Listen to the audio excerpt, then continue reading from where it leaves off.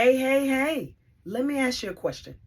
Have you ever had that still voice inside of you telling you to do something, but you didn't do it?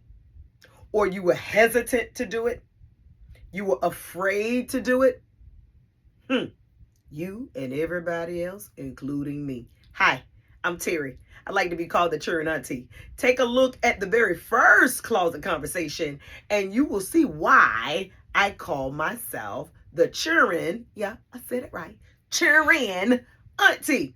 Welcome to this week's closet conversation. Now today I'm on the run, so that's why I'm not sitting down. So normally we 10 minutes or less. We might be 5 minutes or less today. How y'all feeling? Everybody all right today? So going back to that still voice that told you to do something, but you were afraid to do it. I'm gonna give you a little brief story time, like I'm on TikTok with Risa Tisa. Okay, so last week I was traveling a lot for business. Back out traveling for business this week, leaving out today actually. And I had few errands to run and I had a break in my day. So I said, well, let me run to my sister's house. It was about 3:00 last Thursday. I said, let me run to my sister's house and, just wait until my next appointment that I needed to take care of that day before I was headed back out on Friday. So I'm on my way to my sister's house. I'm chilling. I got my music playing. I'm riding. I see something shoot across the road. What was that? Shooting across the road. Now I see legs. Then I see some bare feet with nothing but maybe this high. I said, oh my God, it's a baby. So now the car in front of me, of course, was speeding. People love to speed through the subdivision. I don't know why, but people love to speed. Now this car is slowing down almost to a complete stop because this child has darted across the street. Now I'm looking like, oh my God, where's the child's mother? So I'm thinking, okay, the baby just running from his mom. In a few minutes, the mama gonna be running out of nowhere. No, I'm talking about this baby was getting it. He running. I'm talking about full speed. Turn around and looking. I said, oh, the baby is a runner, it's a track star. Baby, gone. So now I'm like, wait a minute. I don't see the baby mama nowhere. Baby passed by my car. Another car pulls up. You know this child? I say, no, is that your baby?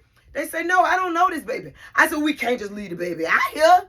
Lady said, well, it ain't my business. She closed the door, drove off. Car in front of me, kept going. The Holy Spirit say, turn around and get that baby. Who? Me?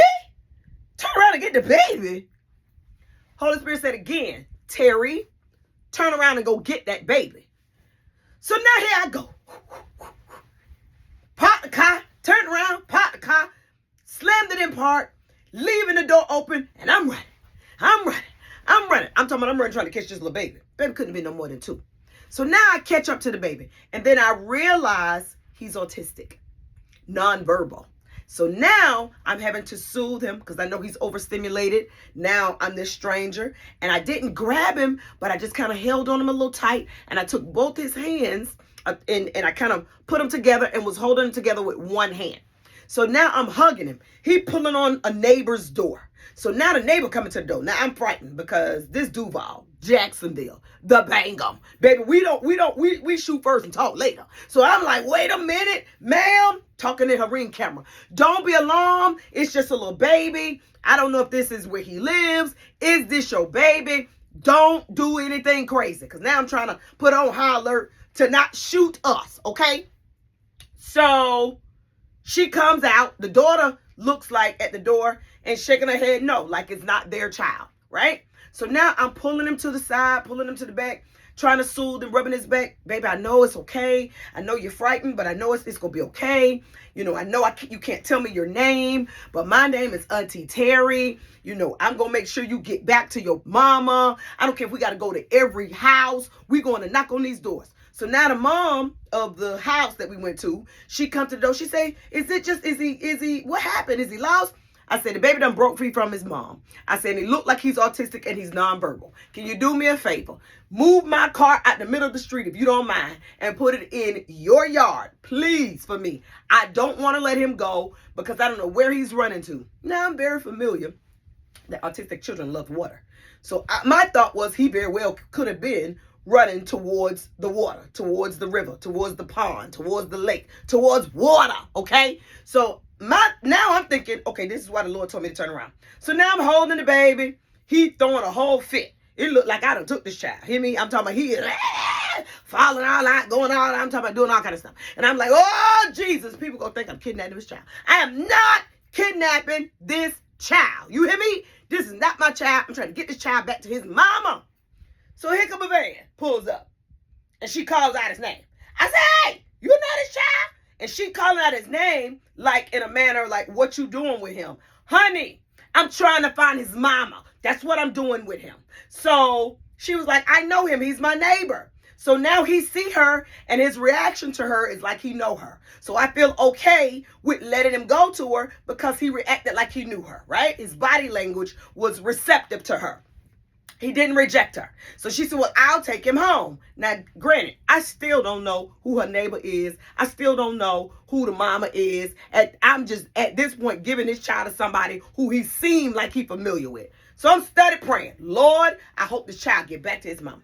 So she says she know him. She go take him back to the mom. I see her get in the car. I'm eyeballing her car. I'm eyeballing her. I'm visualizing her tag. So if something is to occur, I'm able to give a good description of what she was driving, what she was wearing, what she looked like, and her tag number, okay? I had my glasses on that day so I could see. So now she turns around. So I'm thinking, okay, well, maybe she does live in a neighborhood because the street that I saw him dart across is a street 2 streets over. Next thing I know, I tell the lady whose yard that I was asking for her to pull my car in, thank you. I appreciate you. Thank you for being willing to come out and move my car. You don't know this child. I don't know this child. You don't even know me because you're not even my sister's neighbor. You live in the neighborhood, but you houses down from my sister. I know all my sister's neighbors. Hear me? I'm talking about they are the truth. They like Fort Knott. So she wasn't even my sister's immediate neighbor. So now I go into another street, turn around, back up. Here come this car. You seen a baby? They say a lady in a white car took my baby. Now my car's silver and I drive a convertible. So the top is blue. So it's very distinctive. It ain't white. I say, I just gave your baby to a lady who drive a white van who claims she's your neighbor.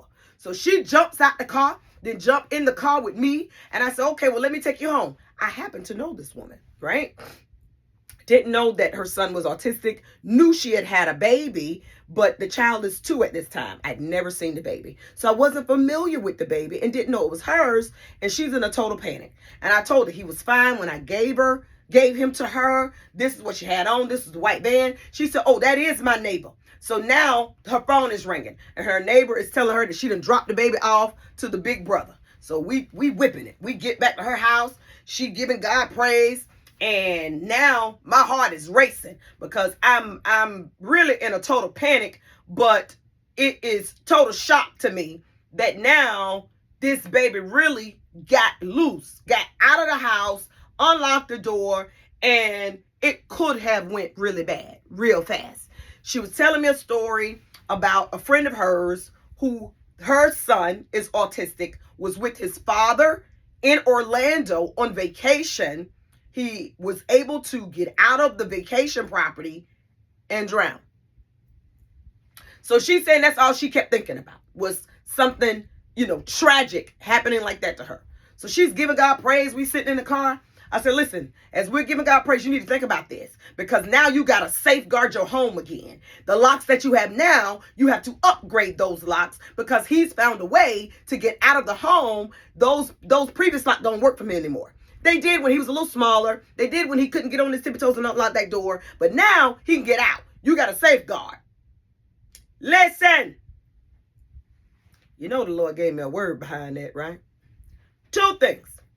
Are you really listening to that still voice when it tells you to do something? Or are you hesitant? Are you afraid? Or you just completely disobey? Your gut just override what it's telling you to do. That's the Holy Spirit telling you. Normally, your Holy Spirit is telling you truth. And normally, your self is telling you something opposite of truth. Let me say that again. Normally, self is telling you something opposite of what the Holy Spirit is telling you, which is to be true. So now I'm sitting here, few things happen. A few of my appointments got canceled. One was pushed back, delayed. I decided to come to my sister's house at this random time in the middle of the day, 3 o'clock. And I was in the right place at the right time, but I had to do what God said. So I'm going to leave this with you today, and we can come back to it. But baby, that's good enough right there to chew on and nibble on and rest on for the weekend. You need to make sure that you are in the right place at the right time and will do what God say. Period. He's speaking. Are you taking the time to listen, and are you taking the time to obey? Something that may seem simple to other people, it was big to me. The fact that I had to be in the subdivision at 3 o'clock to help rescue this autistic child. Totally random to me, totally orchestrated by God. Find yourself in the right place at the right time, doing exactly what God says. It's very simple. All right, y'all. We over 10 minutes today. Give yourself some grace. Put a smile on your face. It's the Churn Auntie. Till next time, closet conversations.